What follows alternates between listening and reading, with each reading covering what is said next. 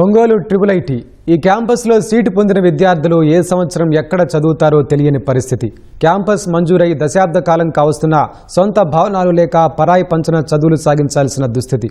6,000 మంది విద్యార్థులు చదివే ఒంగోలు ఐఐటి అద్దె భవనాల్లో అరకొర సౌకర్యాలతో మమ అనిపిస్తోంది. ఒంగోలు ఐఐటి క్యాంపస్ కష్టాల నుంచి గట్టెక్కడం లేదు.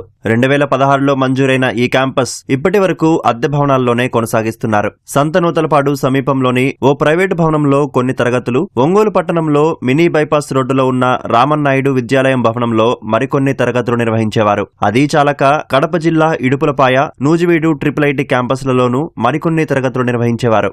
6 ఏళ్ల ఇంటిగ్రేటెడ్ కోర్సులో ఒంగోలు క్యాంపస్ పేరుతో సీటు దక్కించుకున్న చదువులు మాత్రం ఎక్కడ సాగుతాయి విద్యార్థులకు అర్థం కాని పరిస్థితి నెలకొంది. గత విద్యా సంవత్సరం వరకు రామన్నాయుడు క్యాంపస్ లో ఇంటర్, ఇంజనీరింగ్ మొదటి సంవత్సరం కంప్యూటర్ సైన్స్ తరగతులు నిర్వహించేవారు. ఇంజనీరింగ్ మొదటి సంవత్సరం కంప్యూటర్ సైన్స్ మినహా మిగతా బ్రాంచీల విద్యార్థులను ఇడుపులపాయకు తరలించేవారు. ఆ విద్యా సంవత్సరం ముగిశాక తరువాత తరగతులకు ఒంగోలు తీసుకువస్తున్నారు. ఇంజనీరింగ్ మిగతా 3 సంవత్సరాల విద్యార్థుల తరగతులు ఒంగోలు SSN కళాశాల ప్రాంగణంలో నిర్వహిస్తున్నారు. ఇక్కడ 3,000 మంది చదువుతున్నారు. అయితే ఈ ఏడాది రామన్నాయుడు కళాశాల భవనం లీజు కాలపరిమితి పూర్తి కావడంతో అక్కడ ఖాళీ చేశారు. ఇక్కడ నిర్వహించే తరగతులను ఇప్పుడు నూజివీడు క్యాంపస్ కు తరలించారు. SSN కళాశాల ప్రాంగణంలో విద్యార్థులకు సరిపడా తరగతి గదులు, వసతి లేకపోవడంతో కొంత ఇబ్బంది పడుతున్నారు. పర్మనెంట్ క్యాంపస్ లేదని జాయిన్ అయిన స్టార్టింగ్ లో కొంచెం ఫీల్ అయ్యాం, కానీ దాని తర్వాత మొత్తం ఫ్యాకల్టీ, టీచింగ్ అవన్నీ చూసి పర్లేదు.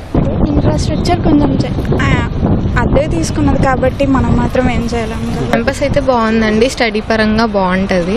ల్యాబ్స్ కొంచెం ప్రాబ్లం ఉంది, కానీ మాక్సిమం అడ్జస్ట్ చేయడానికి ట్రై చేస్తున్నారు. ఇంకొంచెం ఫెసిలిటీస్ కొంచెం ఇంక్రీజ్ చేస్తే సరిపోతుందండి. పర్మనెంట్ క్యాంపస్ ఉంటే ఇంకా బాగుంటుందని ఫీల్. సో వర్షాలు పడితే ఎక్కడ మొత్తం తడిచిపోయింది, తినడానికి కొంచెం ఇబ్బందిగా ఉంటుంది. అంటే చైర్లన్నీ లోపలికి వేసుకొని కొంచెం అలా తినాల్సి వస్తుంది. అందరూ గుంపుగా ఉండి తినడానికి కూడా సరిగ్గా అవ్వదు. ఇంకా అలా ఉండిద్ది. మెస్ మంచిగా ఉండదు వర్షం పడినప్పుడు. శాశ్వత క్యాంపస్ లేకపోవడం వల్ల ఏడాదికి ఒక క్యాంపస్ కు తరలి వెళ్లాల్సి వస్తుందని విద్యార్థులు అసంతృప్తి వ్యక్తం చేస్తున్నారు. 2020లో మేము క్యాంపస్కి వచ్చాము. ఫస్ట్ P1, P2 అయితే మేము ఆర్కే వ్యాలీ వెళ్ళాము. దాని తర్వాత నెక్స్ట్ వచ్చేసరికి E1 మేము రామన్నాయుడు వెళ్ళాము. దాని తర్వాత మిగిలిన 3 years అనేది ఇక్కడే SSN క్యాంపస్లో ఉన్నాము. స్టడీస్ బాగానే ఉంటాయి, కానీ ట్రాన్స్పోర్ట్ ఎన్నిసార్లు షిఫ్టింగ్ అనేసరికి ఆ పెట్లు, ఆ ట్రంకులు అని వేసుకొని తిరగడం అదే ఇబ్బంది. మొత్తం 3 చోట్ల చదువు కోసం మేము జాయిన్ అయ్యాము. ఫస్ట్ రామన్నాయుడు తీసుకెళ్లారు, ఆ తర్వాత అక్కడ నుంచి SSN ఇక్కడికి తీసుకొచ్చారు. మళ్ళీ ఇంటర్మీడియట్ ఇక్కడ రూమ్స్ అవి లేవని మళ్ళీ అక్కడికి తీసుకెళ్లారు ఆర్కేవాళ్ళకి.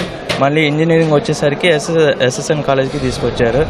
సో పర్మనెంట్ క్యాంపస్ లేనందువల్ల మేము చాలా ఇబ్బందులు ఎదుర్కొంటున్నాం. మా పాప ఐఐటి ఒంగోలు క్యాంపస్లో చదువుతుంది.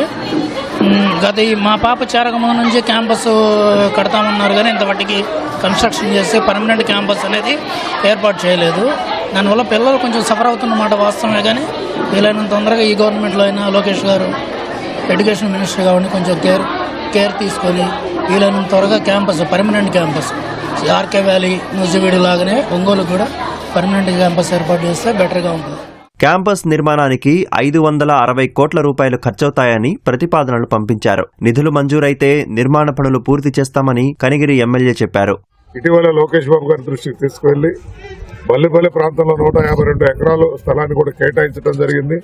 ఆ స్థలం కూడా గవర్నమెంట్ తీసుకుని జీవో కూడా ఆర్డర్ అయిపోయింది.